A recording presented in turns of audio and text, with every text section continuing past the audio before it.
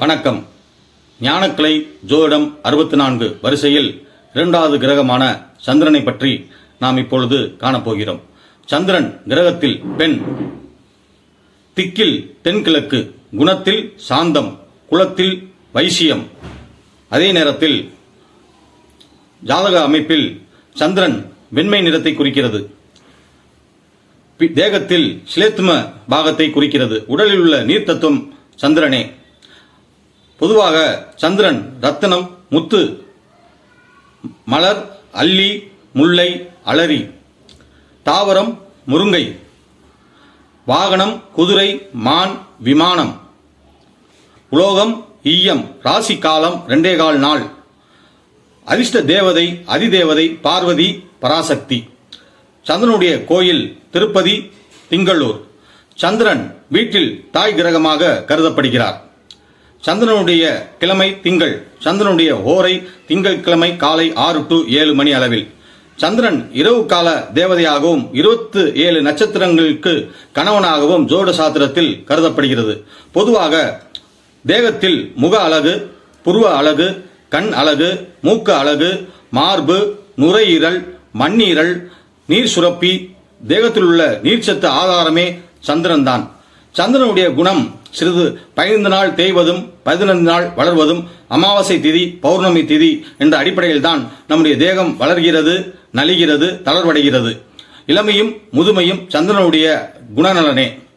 ஜாதகப்படி சந்திரன் நாட்டுடைய பரிபாலனங்களை எப்படி நிர்வாகம் செய்கிறார் என்றால், மக்களுடைய சட்ட திட்டங்களை ஒழுங்குபடுத்துவது, மக்களுக்கு அமைதியான வாழ்க்கை தருவது, மக்களுக்கு தேவையான உணவு, உடை, இருப்பிடம் அனைத்தையும் சட்டம் இயற்றி செயல்படுத்துவது, அரசாங்க உத்தியோகம், அரசு சன்மானம், வெகுமதி, பாராட்டு, பரிசு போன்ற சில நுட்பமான தொழில்களையும் சந்திரனுடைய குணாதிசயங்களில் ஒன்று.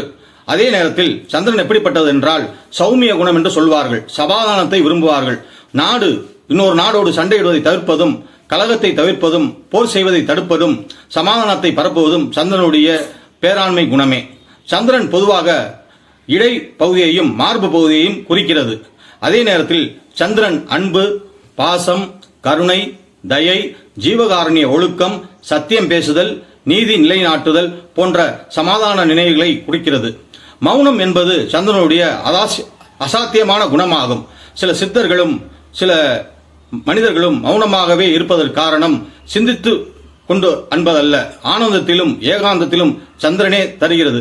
மனிதன் மகிழ்ச்சியாக இருக்க வேண்டும் என்றால் சந்திரனுடைய பலம் சிறப்பாக அமைய வேண்டும். சந்திரனுடைய அதிதேவதை பராசக்தி என்கிறோம்.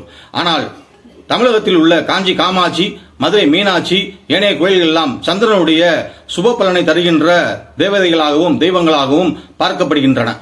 அதே நேரத்தில் ஜாதகத்தில் மட்டுமில்லாமல் உலக அமைப்பில் பிரபஞ்சத்தில் வானின் மலையாகவும், கடல் நீராகவும், ஆறு, ஏரி, குளம், நீர்நிலைகள், வீட்டில் உள்ள போர், வீட்டில் உள்ள கிணறு போன்ற நீர்நிலைகள் எல்லாம் அவை சந்திரனுடைய மையத்தின் பகுதியாகும்.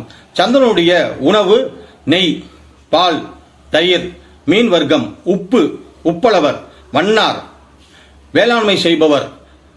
சந்திரன் சத்திரத்தை அமைத்து மக்களை நலமாக வாழ வைக்கின்ற ஒரு பாதுகாப்பான அம்சம் கொண்டவர். மக்கள் துன்பத்தை துடைத்து சஞ்சலமில்லாத மனநிலை தருவது சந்திரனுடைய ஆதிக்கமே. அது மட்டுமில்லாமல் கலைகளில் சிறப்பான சிந்தனையும், கற்பனையும், அறிவு, மதிநுட்பம், மனோலயம், மனோவளம் ஆகிய சந்திரனுடைய சிறப்பு குணங்களாகும். கற்பனை நாவல் படிப்பது, நாவல் எழுதுவது, புதினம் படைப்பது, இலக்கியம் படைப்பது, அதுக்கான ஆர்வத்தை தூண்டுவது, அதை படிப்பது சந்திரனே. ஒரு மனிதனுடைய ஜாதகத்தில் யோசிப்பதும், நேசிப்பதும், வாசிப்பதும் சந்திரனுடைய இயக்கத்தில் தான். அன்றாடம் நம்முடைய தேவைகளை நிறைவு செய்வது சந்திரனுடைய சிறப்பான பலன்களாகும். ஒரு ஜாதகத்தில் திக்பலம் என்று சொல்லப்படுகின்ற கேந்திரம் என்ற ஸ்தானம் ஆகிய 1, 4, 7, 10 என்ற அமைப்பில் 4ஆம் இடத்தில் சுபச்சேத்திரமாக அமைந்து சுபகாரனாக அமைந்து விட்டால் இளமையிலேயே சகலவிதமான சுக பாக்கியத்தை தந்து அமைதியைப்படுத்துவார். அதே நேரத்தில் உலக சஞ்சாரம், கற்பனை சஞ்சாரம், உலகமெல்லாம் சுற்றி வருதல் என்ற ஒரு ஆசை எல்லாம் சந்திரனுடைய சார்ந்ததே ஆகும். சந்திரனுடைய உணவு அமைப்பில் வயல்வெளி, நீர் காய்கறிகள், நீர் பழங்கள் அவையெல்லாம் சந்திரனுடைய ஆதிக்கமே. பூஞ்சோலை, புல்வெளி இவையெல்லாம் சந்திரனுடைய பிரதான இடங்களாகும். நீர்வீழ்ச்சி, அலை, சறுக்கு, நீச்சல், விளையாட்டு, கப்பல் ஓட்டுதல், விமானம் ஓட்டுதல் இவையெல்லாம் சந்திரனுடைய ஆதிக்கத்தில் சிறப்பாக பலன் தருவதாகும்.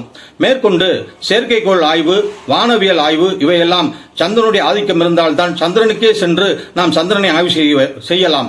கிரகங்களுக்கு நேரடியாக அனுப்புவது விண்கலம், ஏவுகணை, செயற்கைக்கோள் எல்லாம் இந்த சந்திரனுடைய பரிபாலனமே ஆகும். மேற்கொண்டு ஜாதகர் அமைப்பில் ஒரு நாடும் ஒரு மக்களும் நேசத்தோடும் பாசத்தோடும் சமாதானத்தோடும் இருப்பது சந்திரனுடைய சுப பலனாகும். இவையெல்லாம் சந்திரனின் சிறு தொகுப்பே. ஜாதகப்படி சந்திரனுடைய ஆதிக்கம் நிறைந்தவர்கள் சமாதானத்தையும் மௌனத்தையும் நேசத்தையுமே விரும்புவார்கள். அதே நேரத்தில் இவையெல்லாம் பொது பலனாகவே கருத வேண்டும். ஜாதகப்படி ஒரு மனிதனுடைய வாழ்நாளில் சந்திர திசை வந்தால் அவனுக்கு ஏகமான சில சுப பலன்களையும் தருவார். அதே அசுப பலனாக இருந்தால் மனசஞ்சலம், துக்கம், ஏக்கம் இவையெல்லாம் வந்துவிடும். நிலை குலைவு, மன சஞ்சலம், மனப்பித்து நிலை இதெல்லாம் ஏற்படும். இவையெல்லாம் தவிர்த்து மனம் சமாதானமாக கொள்வது சந்திரனுடைய மனநிலைதான். ஒரு மனிதன் நிம்மதியாக தூங்குகிறான் என்றால் சந்திரனுடைய பலம் சிறப்பாக அமைய வேண்டும். பொதுவாக இவையெல்லாம் ஜாதகத்தினுடைய பொது பலனுடைய சந்திரனுடைய இயல்பு, பண்பு, குணநலன், காரகத்துவமே ஆகும். மேற்கொண்டு அவரவருடைய ஆராய்ச்சியில் அனுபவத்திலே சந்திரனுடைய சில நுட்பமான பலன்களை ஆராய்ந்து தெளிய வேண்டும்.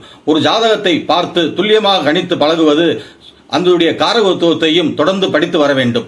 ஆகவே இந்த காணொளியில் சந்திரனுடைய சில குறிப்புகளை நான் இங்கே பகிர்ந்தேன். அடுத்து வருவது செவ்வாய்.